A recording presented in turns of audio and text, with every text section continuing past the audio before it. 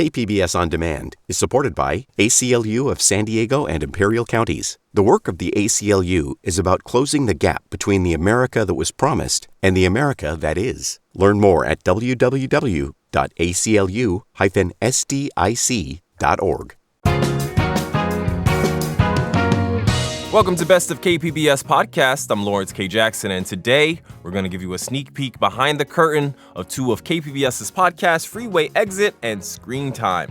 First, we'll hear an excerpt from Freeway Exit, a podcast that explores the history of San Diego's urban freeway network. Afterwards, we'll sit down with host Andrew Bowen to take us behind the scenes of that podcast. Then we'll hear the first episode of ScreenTime and meet with host Andrew Bracken to break down how that podcast sets out to be a guide for parents raising kids in the digital age. This is Best of KPBS Podcasts.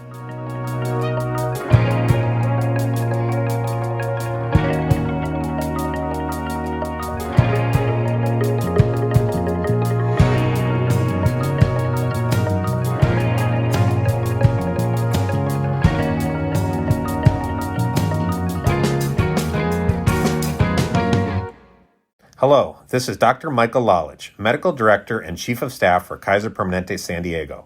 For more than 50 years, San Diegans have entrusted their health care to us.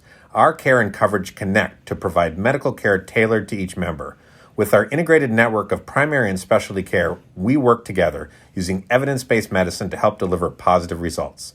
We believe in a healthy and engaged life with good beginnings and dignified endings. We believe that life, liberty, and the pursuit of happiness requires total health, including equal access to high-quality, affordable health care. At Kaiser Permanente, our cause is health. Our passion is service.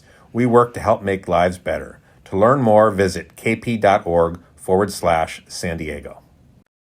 The use of freeways is embedded into the culture of San Diego and Southern California, really in general. It's nearly impossible to navigate our widespread county without utilizing them. But how did freeways help to shape the development of the San Diego we know as of today? That's why Andrew Bowen is here. He's going to explore this and more in Freeway Exit. In the first episode, Andrew talks with activists who have a bold proposal for fixing the problems that freeways cause in our communities. Let's take a listen to this excerpt. It's a few hours before sundown, and I'm walking through a network of hiking trails along the floor of one of San Diego's urban canyons. This canyon is part of Balboa Park, which is referred to as the city's crown jewel. 1,200 acres of open space, gardens, museums, the world-famous zoo, right in the center of the city. These trails are one of my favorite places in San Diego.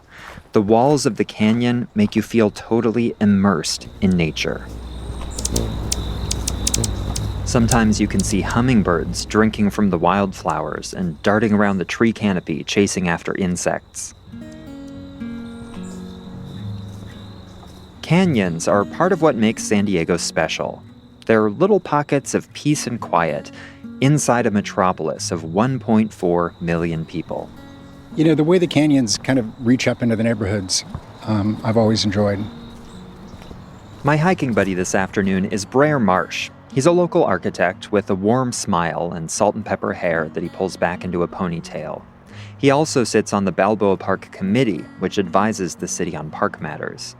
Like me, he has a deep appreciation for urban canyons. They've been a refuge for him since he first came to San Diego in 2001. There's one near my first job over in Mission Hills where I could go and walk down it at lunch, and you wouldn't know that you were in the middle of a city. Even as we were walking down the trail, like, you would have no idea that there's a freeway about 500 feet away.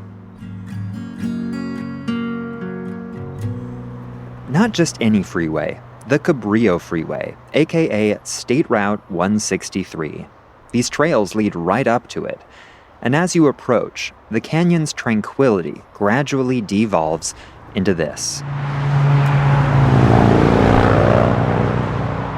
The 163 is a freeway unlike any other in San Diego. For starters, it was the first freeway ever built here. And it's the only one in the city that was subject to a referendum. Up until the 40s, Cabrillo Canyon had just a 2-lane road. There was also a lily pond. The vote to allow a freeway through the canyon was held in March 1941. It passed with 89% support, one of the biggest landslides in city history. My feeling at that time was progress was a word that people took seriously. San Diego was a much smaller town, and the idea of it growing and becoming better financially, compete with its neighbors up the state, and become more of a player on the map is something that we still feel. We still talk about ourselves in terms of how we relate to San Francisco or Los Angeles. If you try and sell progress to people that want to be bigger or better, they're going to buy it. It's an easy sell, I guess is what I'm saying. The 163, then called Cabrillo Parkway, opened on February 28, 1948. There was a parade or a procession that drove down the freeway for the first time. And when this sort of inaugural procession cleared the off-ramps, the barriers would be taken down. And there were lines of cars, people in cars, waiting to go drive on the new freeway. And they were instantly caught in traffic. There was so much interest and so much excitement about traveling on this new high-speed roadway that it was just a traffic jam. Kind of ironic, right? A freeway whose main purpose was to relieve traffic saw gridlock the moment it opened. Anyway, Brer has an affection for this freeway. You can see its age in the design. The barriers separating the lanes from the landscaped median aren't concrete like with most freeways. They're wood posts, just a few feet high. Newer freeways have a larger right-of-way, bigger setbacks. They tend to have dividers between the road and houses, fences on the bridges to keep people from throwing things or jumping off them. The standards that this freeway was built with, well, there were no standards really, right? Something else that sets the 163 apart is its beauty, or more specifically, the beauty you witness while driving on it. In the spring, the walls of Cabrillo Canyon are blanketed in wildflowers. And then there's the view of Cabrillo Bridge, with its 7 Spanish-style arches towering 120 feet in the air. It was built in 1914 to connect Balboa Park's west and central mesas over the canyon. I had an old motorcycle, and I used to ride it down the 163 to downtown and then back up to Hillcrest when I was playing with carburetor settings. And I loved it. I mean, it's a really lovely road to ride on. It has that quality that only old roads have. It's the way they draw the arcs and the curves and the ups and the downs of the road surface that modern engineers intentionally avoid. And there's also that moment where you pass under the bridge and you can kind of hear the echo of the exhaust, and it's exhilarating. One day in 2014, Brer got a chance to experience the 163 on a completely different level. The part of the freeway that goes through Balboa Park was closed for a construction project. Brer was going for a run just before dawn. And for the first time ever, he saw the freeway with no cars on it. I just kind of went through an opening and went for a walk down to check out what was happening. And I would say it was like going back in time a little bit. The quiet and, the early morning light. And I don't know how to describe it, but there's something about being in a space where you're not allowed to be any longer because of the infrastructure that's been put there that it kind of gets you thinking about what you're missing out on. I don't want to say in that moment I thought, hey, this needs to change. That's not true. It was like the start of an idea, right? An idea that I didn't really think about more until I went to architecture school and started learning more about cities and the urban environment. So, tell me what this idea is. The short version of the idea is that the 163 should be closed.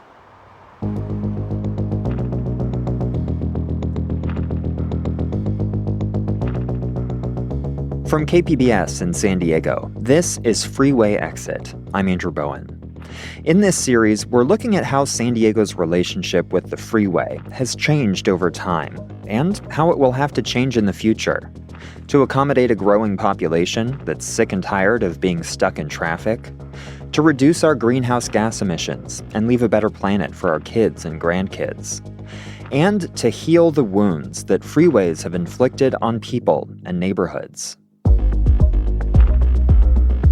What's the most extreme route to those objectives? Decommissioning, closing a freeway to traffic. If that sounds crazy to you, consider this. San Diego has committed to achieving net zero greenhouse gas emissions by 2035. Hitting that goal in 12 years will require changes to our behavior and our infrastructure that are so colossal, so dramatically different from what we know now. It's hard to wrap our heads around it. But let's try.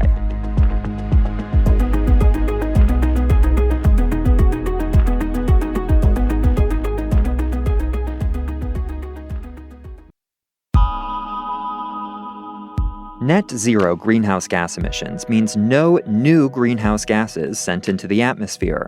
Cars could still burn gasoline, but all of their emissions would have to be recaptured, either the old-fashioned way, using trees and photosynthesis, or using carbon capture technology that doesn't exist yet, at least not at scale.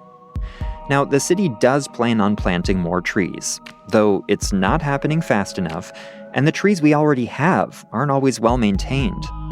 And it would take literally hundreds of millions of new trees to fully offset the city's carbon footprint. So what's a more realistic pathway to carbon neutrality? Reducing emissions, to the point where everything that we emit is reabsorbed by the natural environment. Most of our emissions come from transportation, about 55%. And while electric vehicles will reduce emissions somewhat, they won't be nearly enough. Thousands of people are buying brand new gas-powered vehicles today, and they'll be on the road for decades past our deadline of 2035. The unavoidable truth is that San Diego needs to dramatically reduce the amount of driving that takes place on its streets and freeways. And that shift needs to happen fast, like yesterday. As a city and as a society, I think we're moving past the era of abundant freeways. I think people are coming to the realization that cars are having a significant impact on our environment, a negative impact on our cities.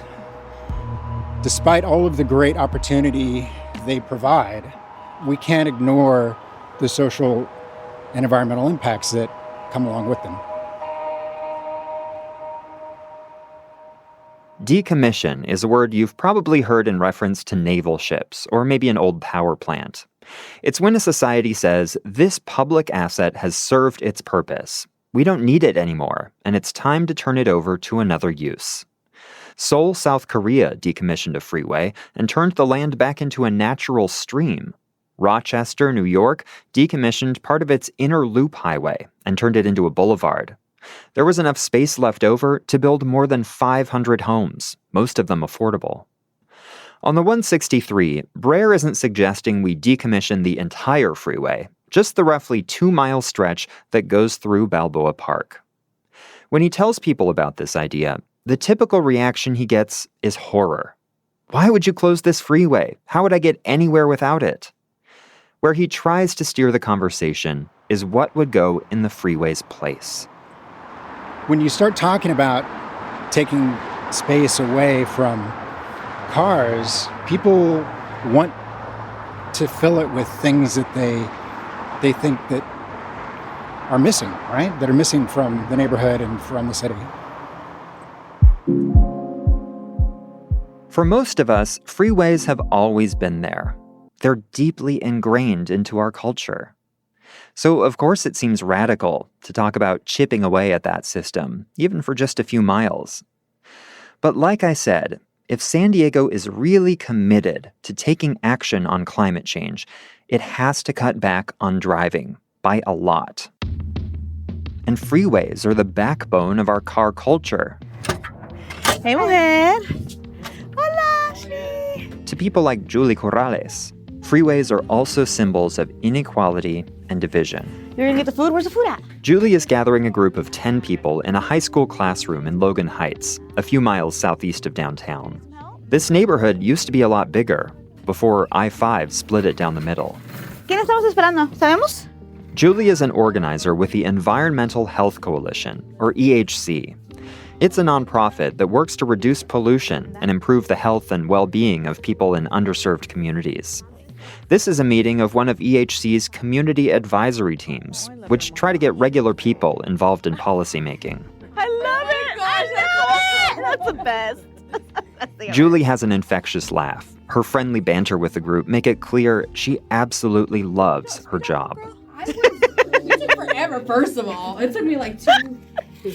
I'm just messing with you, sis. After some eating and socializing, the group gets down to business. Has anyone heard of Boston Avenue Park? Yeah? Yeah, I'm so excited. So, el parque que estamos diseñando en la calle Boston, ahí donde está el freeway, toda esa área. In about a week, Caltrans is going to break ground on a new park in Barrio Logan, the section of Greater Logan Heights that was cut off by I-5. The park will go along a long, skinny strip of land that nudges up against the freeway. Julie is hoping everyone will go to the press conference to show their support.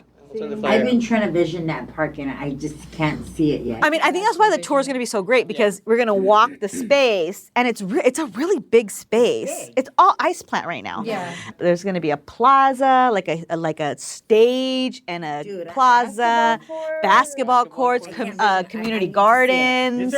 The group is clearly excited about getting a new park in a neighborhood that is seriously lacking in green space. And they're already thinking bigger. They don't want to stop at the edge of the freeway. They want a park that stretches over the freeway and reconnects the two sides of Logan Heights that have been divided for more than 60 years. A freeway lid. That was an excerpt from the first episode of Freeway Exit, hosted by Andrew Bowen, who joins me now, who's going to give us a behind-the-scenes look at the podcast. Hey, how you doing? Hey, Lawrence, I'm good. Good. Thank you for your time. Thanks for being here. I want to start with the inspiration behind the project. What initially piqued your interest in even wanting to explore the history and development of San Diego's freeways? So I moved to San Diego in the fall of 2015, and I actually flew into Los Angeles airport and was driving down to San Diego. And there was this moment when I was driving on the 5 going south, and I suddenly saw the Pacific Ocean appear. I was feeling a lot of anxiety about moving to San Diego and knowing that my life and my transportation was going to change. I had just left Germany, where I lived for 6 years, and never drove a car there. And, you know, that moment of seeing the ocean and noticing just, where this freeway takes up space, it gave me a sense of relief knowing, that the ocean will always be there and I will always have this view. In the past 10 or 11 years that I've been covering San Diego politics, freeways come up again and again and again. And a lot of people are telling stories about, when freeways were constructed or the displacement that they caused, the division that they left in communities. And so much of the debates that I was watching were about freeways. How much should we be spending on freeways? Should we be building new ones? Should we be widening the ones that exist today? And if so, what is the purpose? What's our goal with that? So I just kind of felt like there was a lot of forgotten history, and I wanted to learn it myself. I wanted to share it with others, and also just kind of start a conversation about some big, bold ideas of how we can create the San Diego that we want. Absolutely. No, I totally agree. Not being from San Diego as well, coming over from the East Coast. The first episode starts off with a bang. You explore the idea of decommissioning and or closing the 163. Obviously, this is controversial here. Talk to us about the response you got from that episode. Is it almost like walking on eggshells? It's a passionate topic. Yeah, I've talked to a lot of people about this idea. I think it's important and helpful for people to know the history of, when the freeway was created, how it wasn't always there, and, what kind of a city San Diego was at that time in the late 40s, and what kind of city we are today. All of the different freeways that have been built to sort of supplement the 163, providing that connection into downtown. I think the reception I've got, a lot of people are like, well, that's never going to happen. So, why bother thinking about it? Other people are intrigued. They wonder, like, what would the space turn into if it's not a freeway? Like, what would we use that space for? And that's where I think, the conversation can get interesting because sometimes people have their own ideas. Sometimes people say, like, I would love just more park space, more hiking trails, more like a bike superhighway, that you could ride a bike on what currently is the freeway, but, have it take you downtown and enjoy the beautiful scenery that, if you've driven on the 163 through Balboa Park, it's like probably the prettiest scenic view of any freeway in San Diego. And you only get to experience it for a split second because you're driving down that road and going somewhere. So I think the reception is typically like, I don't want to say cold, but, intrigued, I guess. People are interested in this idea, how it might work, and what might go in the freeway's place. Were there any other episodes that caused a stir or maybe hopefully we can say sparked progressive conversation among listeners? Well, episode 3, we get into the history of the neighborhood of Southcrest in San Diego and the history of Highway 252, which was proposed to go right through the neighborhood, connection between the 5 and the 805. I was very pleased that a lot of people, when they heard that episode, they told me they had never heard that history before. I mean, I didn't know that history before I started working on the podcast.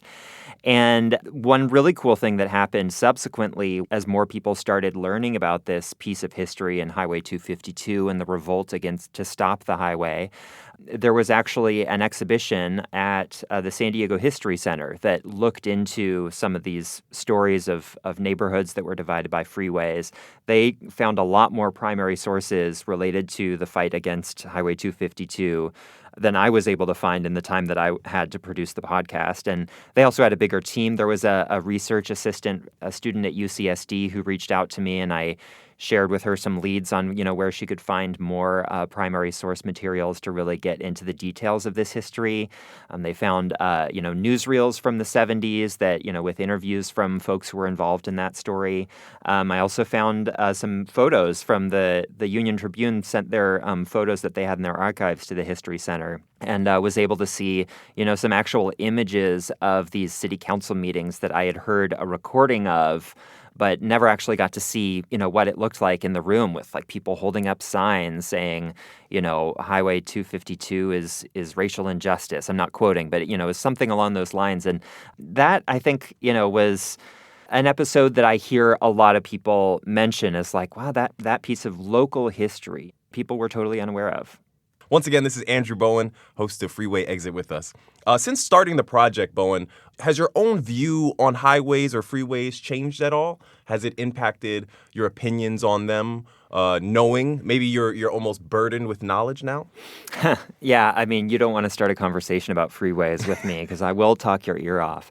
I don't know if my opinion on freeways has changed so much. I think the things that I knew about freeways before are still true, and I still know them today. They are huge sources of air pollution in a lot of communities. The noise is something that I've started paying a lot more attention to, just how loud freeways are. If you are standing, outside of a car, if you're just walking or whatever, that it can be really hard to hear somebody talking even when they're right next to you over that noise of the freeway. And the research into noise pollution and its impacts on public health have also, that's a growing area of research. We're learning more about correlations between high levels of noise pollution and dementia or other cognitive conditions that, can reduce somebody's lifespan or quality of life.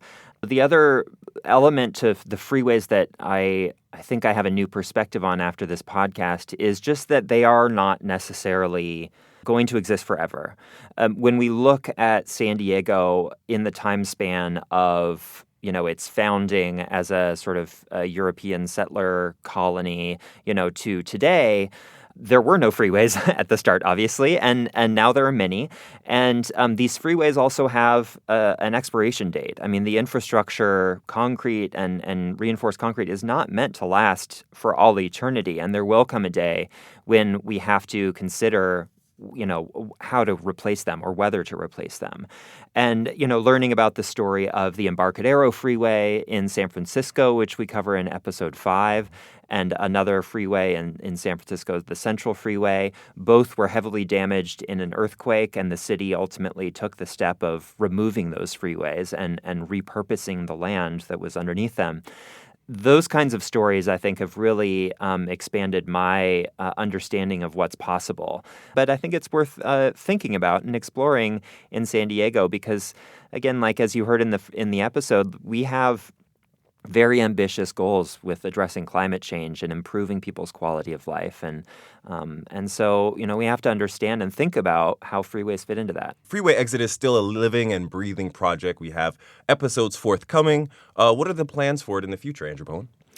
Well, I'm releasing these bonus episodes when I've got the time and the inspiration. It's always a challenge balancing that with, the daily responsibilities of being the Metro reporter here at KPBS. There's a lot of news always happening. And so I will continue to be looking for those opportunities, interesting ideas or conversations that I can have with people about freeways.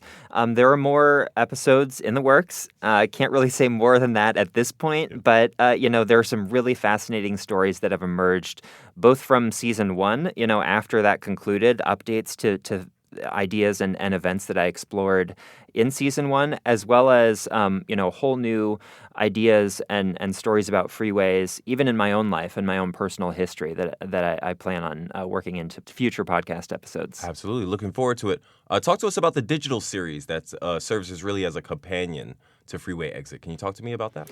There are a lot of places in San Diego that almost became freeways but did not. And Highway 252 in South Crest is one of them. But there are a few others. And, these are little stories in San Diego history that I learned but couldn't really find a place for in the podcast. So we were talking about neighborhood opposition to freeways. And it's important to understand in a lot of a lot of these debates about building a freeway here or there was almost always some opposition.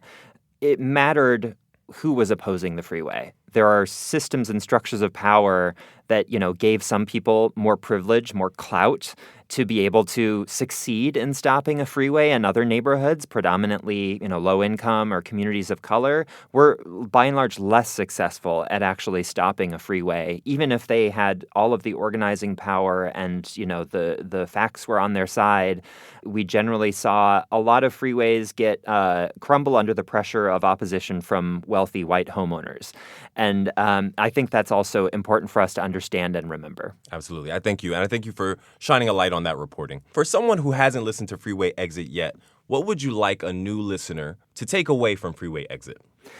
I'd like people to know more about the city that they live in, the origins of the city and how it became the city that it is today. And I'd also like for people to feel empowered to imagine a different city in the future, and also feel like they have some agency and they have some ability to shape that future.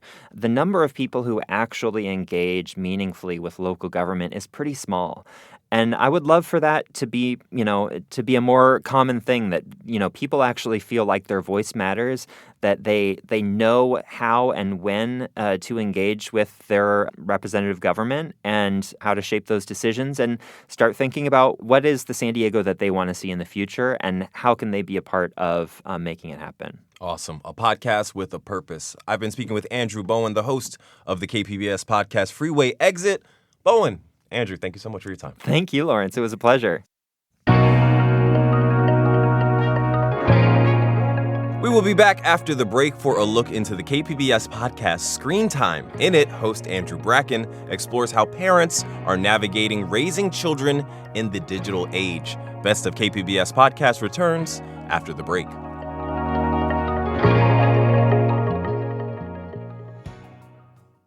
Hello, this is Dr. Michael Lalage, Medical Director and Chief of Staff for Kaiser Permanente San Diego. For more than 50 years, San Diegans have entrusted their health care to us. Our care and coverage connect to provide medical care tailored to each member. With our integrated network of primary and specialty care, we work together using evidence-based medicine to help deliver positive results.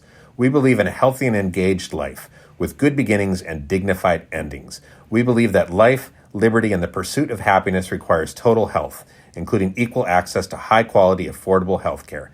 At Kaiser Permanente, our cause is health. Our passion is service. We work to help make lives better. To learn more, visit kp.org/San Diego. Welcome back to Best of KPBS Podcasts. I'm Lawrence K. Jackson, host and producer of San Diego News Now, KPBS's daily news podcast.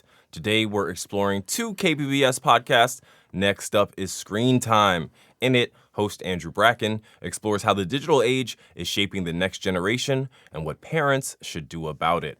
In this first episode, Bracken talks to Dr. Michael Rich, a pediatrician and founder of the Digital Wellness Lab, about his advice for families. So one of the defining questions for parents today is how much screen time is too much. What do you say to parents when you get that question?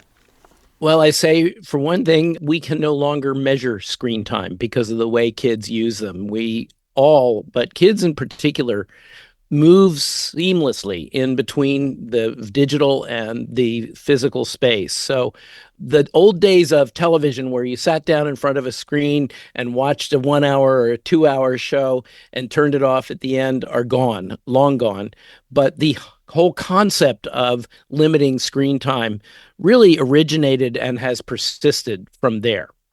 Having worked in this area since the days of television, I will tell you that screen time limits didn't even work then when we could measure screen time, in part because we treated them as the forbidden fruit.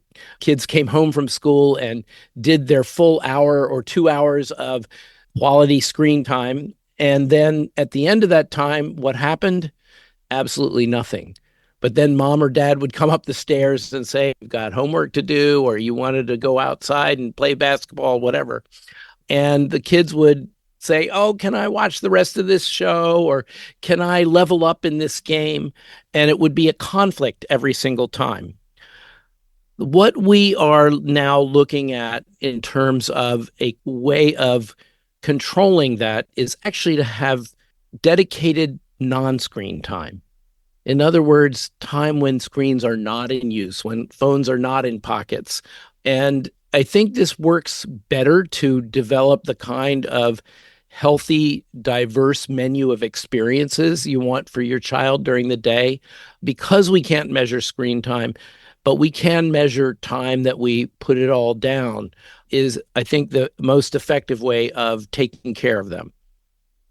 This idea that screen time has become immeasurable. Focusing on that, is it less about the total amount of screen time and more about the ways we're using screens or what we're kind of using when we're on screens? How do you view that? You've actually nailed it right on the head. It is how we are using screens that affects us. The issue of screen time is not so much that screen time is inherently toxic, so much as what it displaces. What we are not doing because we're on a screen. We are not, taking a walk in the woods or having a conversation with our parents or doing our homework or, frankly, getting sleep and a decent meal. So I think that it's really more about how we use the screens. Obviously, the content of those screens is very important, but also the context of our use of them, when, where, and how we are using them, that really makes a huge difference. And so I think that refocusing on the issue of how we use screens is more important than trying to measure how much time we're using them for. And on how we use screens, I mean, one thing that I always come back to is it's also about how us as parents use screens. Oh, yes. And on this sort of idea of like screen time use and how we screen, we have a rule in our home. This is sort of embarrassing, but we don't do double screening where you're watching one screen and you're interacting with another screen. But, just last week I was watching Lawrence of Arabia, this classic film. And, my children will call me out on this double screening. And, in this case, I was reading about the real Lawrence of Arabia on Wikipedia as I was watching the movie. Should we be worrying about our digital habits like that and just kind of updating those? Or is that just kind of getting too not focused on the right things? You touched on a whole bunch of interesting things in that question. First is you talked about having rules at home. One of the things that I actually encourage the kids I care for and their parents to do is switch from rules to expectations. And the reason for that is that rules are things that come down from on high, the parents saying this for the kids. Expectations are what we have of each other. And I am so proud of your kids for calling you out because that was you not meeting their expectations or actually your family's expectations for everybody. So give them a high five for me on that one. Because you were missing out on one of the greatest films of all time in your attempt to multitask. One of the things that we think we can do, but actually cannot, is multitask. Finally, what I would say, it is actually what the parents do that matters. And that brings forward what I call the 5 M's of raising children in a media-saturated world. The first M is to model the behavior with screens that you want them to see, because they will do what they see you do. They listen to about 1% of what you say, but 100% of what you do. The second is to mentor them in the use of screens. And the reason I use the word mentor is that when you think about teaching, that's sort of a one-way thing of the teacher teaching the child. Parents resist not being the expert in the room. And they say to me, I really dread the internet talk more than I dread the sex talk, because rightly or wrongly, they think they know something about sex, but they're convinced they don't know enough about the internet to teach their kids. But mentors learn as much from the mentee as the mentee learns from the mentor. It is really a dialogue of learning that goes on. And so I encourage parents to sit down next to their kid who wants to get a smartphone or wants to get on social media or wants, to get a certain video game, and do it with their child, learn together with them. That does a couple of things. Number one is that it helps the parent know what the child wants to do. It also helps the parent help the child think about what this means, what could happen, what might occur unexpectedly, et cetera. But also, perhaps most importantly, it opens the door to ongoing conversation about the child's digital life. The reality is that they spend much of their wakeful time using screens in one way or another. So we have to be present in their lives there. The third and the most controversial, perhaps, M, with both parents and kids, is that parents need to be able to monitor their child's digital lives. They need to have their usernames and passwords, not because they're going to be surveilling them all the time. And that's what parents push back against. I don't have the time to go everywhere she goes online. And the kids, of course, push back against, I want my privacy. Unfortunately, to, a 13-year-old, privacy means so mom and dad can't see. So I encourage them to do it because if they can monitor their child's behaviors online, the child's behaviors change in response. Now, if we can adhere to those 3 M's, there are 2 M's that are the goodies that come out of it. First of all, is you are helping your children master this incredibly powerful tool, incredibly powerful environment, and to use it in effective ways to learn, to connect with people, to be a part of a larger digital world. And also, when they master it, they recognize when it is not the best tool for the job at hand, and they put it down and they cook a meal with you. They have a conversation with you. They take a walk with you. And those are where we make memories. You mentioned monitoring, and I think you referred to it as something that might be kind of controversial. How do you break down what healthy monitoring looks like? Open conversations about it. In other words, I do not think parents should be sneakily seeing what their kids do. But I also think that they want to keep the door open for that so that kids don't get trapped in a situation that they can't handle. I think that it is so important for parents to approach their kids' digital lives not with blame and shame, not with judgment, but with curiosity and creativity.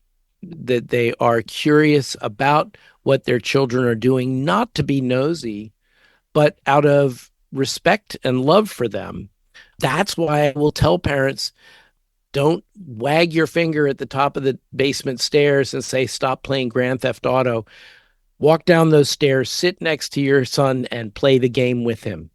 So you're involved in a lot of research involving kids and screens at the Digital Wellness Lab. There seem to be new studies being published kind of every day on the topic. I'm just curious from a high level, what has surprised you most when it comes to research on kids and the role technology is playing in childhood today? I guess what has surprised me the most is the way we as a public have actually responded to the research. It's sort of like we glom onto all the badness instead of realizing that it is something that, first of all, is not going away. So we need to learn to live well with it. But we seem to ignore all the positives. What I really am surprised by mostly is that for whatever reason, we seem to move very quickly to fear as opposed to implementing the things that are really helpful to us and to our children and their future. Well, and I think that fear can also lead to a lot of, parental guilt and anxiety, which I think is something that a lot of parents experience. I've definitely struggled with that. Obviously, you treat children, but you also end up treating the parents. Like, how do you gauge the level of stress parents feel about technology, and how do you guide them around that? I urge them to dump the guilt. What's been done is done. We need to be looking forward and how we can improve it. When I was a kid, seatbelts weren't even in cars, right? Should we feel guilty that, or my parents feel guilty that they drove me around in cars without seatbelts? Or should we be glad we have them now, use them effectively, and understand that there will be improvements in the future that will be even better than this? Airbags then came in, et cetera. But also not to waste the energy on the guilt. What's done is done. Let's look forward. Let's take care of our kids with all we have learned, some of it by what's gone wrong and what do we avoid? What do we do differently? And so I encourage parents to communicate with their kids, allow their kids to communicate with them and really listen to them. One of the things that I do that's fairly subversive with my teenage patients is I'll ask them, once their parents are out of the room, what could your parents do better? And almost always the first thing out of their mouth is, pay more attention to me. They feel like they're cut off from their parents. They feel like their parents are staring at their smartphones and are engaged in other more important things.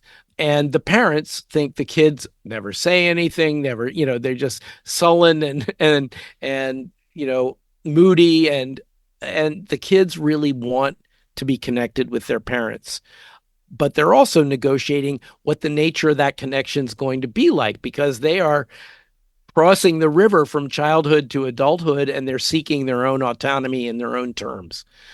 So I think that you're absolutely right that fear and guilt are sort of ruling the parental approach to all of this.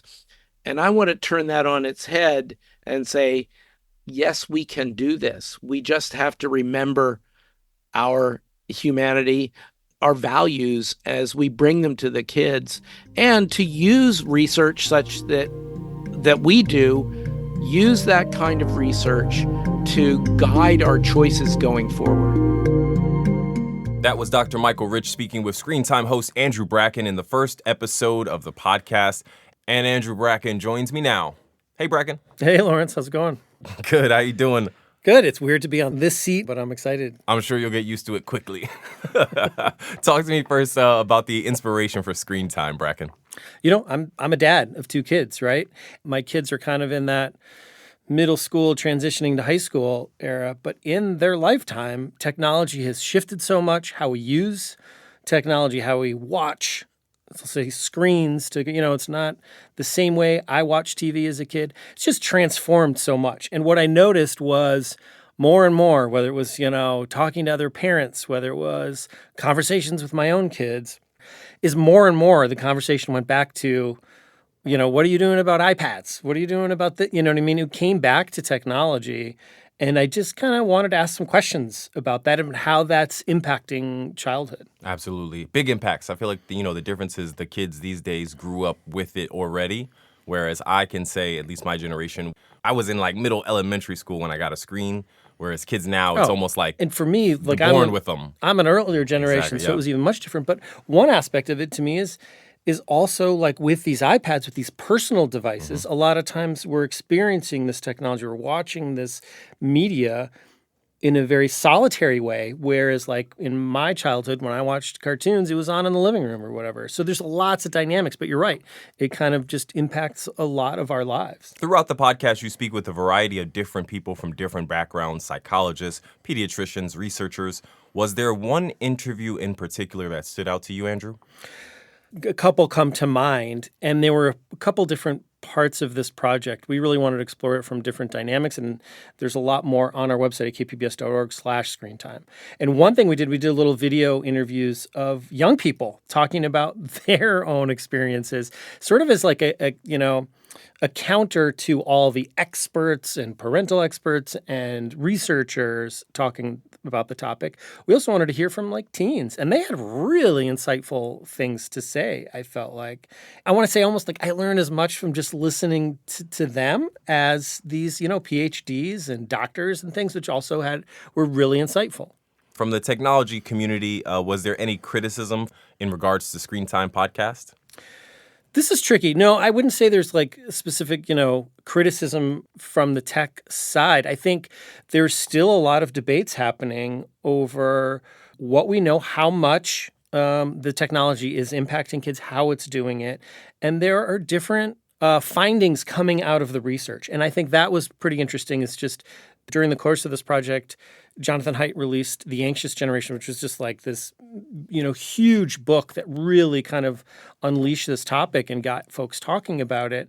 But talking to all the researchers and people working on this work, people had different reactions to the research and different findings of their own that may have been counter to what some of these research that had more strict, really kind of dire consequences from the technology. So there is like debates there, I guess I should say. Bracken, being a father yourself, have you ever implemented any new strategies or practices into your own household that you learned about while creating or working on screen time? Totally. And it changes all the time. One thing that but when you're talking about technology in childhood is not only the technology is changing each month, each year, but the kid is changing. Every kid's different too, right?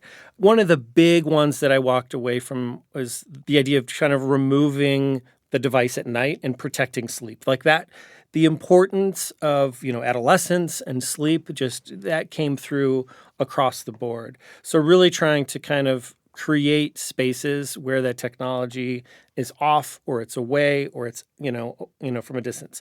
And I'll say this is not just like, me as a parent, but this is also for myself as well.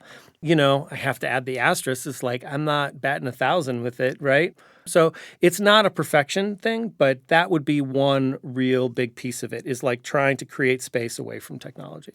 Any of these research or these kind of new pieces, does any of it potentially put into question adding new technology into your life? Have you found yourself hesitant? I'm definitely more thoughtful before allowing a new piece of technology into my home or things like that. I mean, one thing that I think of is right now in San Diego, Waymos are doing the test drive. And they haven't gone public yet. These are these like robot taxis. I am a little more hesitant about those than I think I would have been before working on this project. We just heard this conversation with Dr. Michael Rich, and one thing that, stuck with me from his words were just having rules around screens. And just the fact that you're thinking about it goes a long way. Andrew, you launched this project, ScreenTime, back in June of 2025. And really, honestly, since then, so much has changed in terms of legislature, research, even new forms of screens. Is there a new policy or research that you're especially excited to see come to light? I mean, you're right. There's so much has changed. There's been like a sizable sea change just in the space. I think the largest one that happened late last year was Australia passed the first real like social media ban for kids under 16. People are already, I think the United Kingdom is also already making an effort. There's, lots of countries are looking to do something similar, but they were the first one to really take a crack at this thing, and their solution was to prevent 15 and unders from using these. And this includes like YouTube and Instagram, Snapchat, a whole bunch of stuff. And so now some of the findings of how that's gone are coming through, and that's a little interesting. And I think its impact, they published some initial findings. So I think right now the impact is it was less, I don't know, perhaps seismic than they expected and easier to get around, and young people could still use this stuff. But that's been one sort of like direction, right? Is governments looking at all out banning it or changing how it looks. And I feel like that's kind of the way it's going to go, is like these technologies will be around, but maybe the experience will be a little different. You've seen it already with like, Instagram teen accounts, right? They're kind of like still want to keep the connection open, still keep it working, but try to limit some of the features, some of the open-ended access in some of these platforms. But that's kind of where my focus is right now. When you were interviewing people for ScreenTime, did you talk with anyone who was developing a form of new technology? Did you talk to anyone putting together a new app or some sort of new, what would be defined from your podcast as a ScreenTime technology? Yeah, so there are some sort of like more academic, like they'll try to create social media networks. Because that was one question I had, is it's like, what is a more healthy social media world look like? One researcher I spoke with at UCSD, we were talking about algorithms, and she used this, I don't know, just to explain how algorithms work, because I find them kind of mysterious to me, like why some Where'd this video come from? Yeah, like what were the connections that decided for you to give me that video, which could be great and it could be really inappropriate to me, and I find like, and she kind of used this illusion of just like baking a cake with all these different ingredients. And it's like, there's tons of different algorithms and they all kind of work and weave around each other to create this experience that we each get. And of course, your feed is different than my feed. Trying to like, look behind the curtain a little bit, it's important, but it's challenging. If we were to look behind the curtain at the future, what would be next for ScreenTime Podcast? Well, we have one episode coming up. We were talking about these social media bans. And I spoke with Manoush Zomorodi. She is from NPR. She has this book called Body Electric. And she's been kind of looking into research behind how technology is shaping our physical bodies and how it's transforming our physical health, things like that. And she definitely had some kind of words of caution of just this ban approach. I think like her research is more about like how do we use technology but also take breaks and get away from it in a healthy way and kind of have it fit into our lives in a much more sustainable way for us. One of the lasting things to me is just that this is not just about kids, this issue of technology and how we use it, right? So I'm really interested in just family and technology. I think there's so many interesting questions I have of like how our parents, our grandparents are using technology. It's not just about kids playing video games. It impacts us all. So I think that's ultimately the direction where I kind of want to take the series. I've been speaking with ScreenTime host and producer Andrew Bracken. Bracken, thank you so much for your time. Thank you, Lawrence. You've been listening to Best of KPBS Podcasts. Each episode brings you extended excerpts from some of KPBS's most compelling podcasts, along with conversations that take you behind the scenes of the journalism and storytelling that make these programs possible.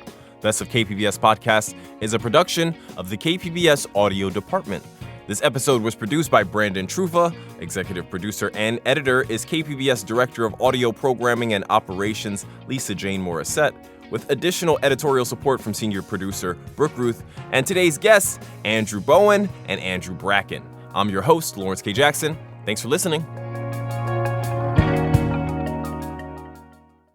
Hello, this is Dr. Michael Lalich, Medical Director and Chief of Staff for Kaiser Permanente San Diego. For more than 50 years, San Diegans have entrusted their healthcare to us. Our care and coverage connect to provide medical care tailored to each member.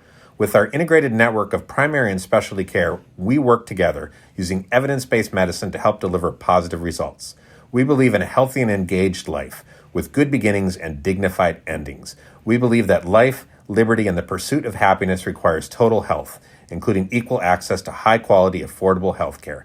At Kaiser Permanente, our cause is health. Our passion is service. We work to help make lives better. To learn more, visit kp.org/San Diego.